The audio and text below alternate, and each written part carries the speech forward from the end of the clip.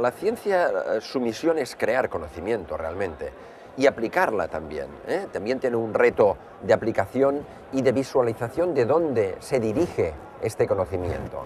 Básicamente tenemos dos tipos de ciencia. La ciencia no orientada, es decir, vamos a crear conocimiento porque necesitamos tener una base sobre la cual vamos a ver qué es lo que vamos a hacer con ello. Esto es un modelo clásico y cada vez más nos encontramos con una ciencia orientada que lo que está diciendo es, vamos a orientarla hacia un potencial desarrollo de la economía, de la sociedad e incluso de la cultura para que nos sirva para el progreso, para el cambio y para la mejora de los territorios a los cuales se ubican esta actividad. Entonces, la relación entre ciencia y los parques está, la ciencia crea conocimiento, y los parques dentro de su entorno tienen todos los elementos del sistema de innovación que absorbe este conocimiento y que lo traslada hacia el crecimiento, hacia la aplicación, hacia el uso, hacia el cambio, hacia el impacto en el territorio.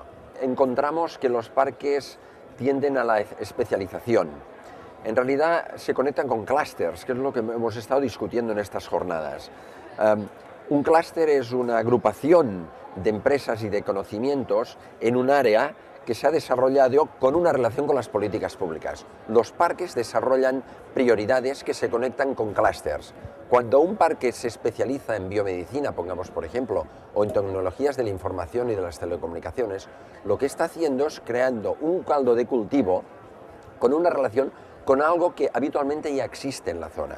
Entonces, crea conocimiento, crea base científica, interrelaciona a todos los actores de este sistema y consigue, en relación con este clúster ya existente o este clúster que se está promocionando desde el propio parque, que esto tenga un impacto con los años.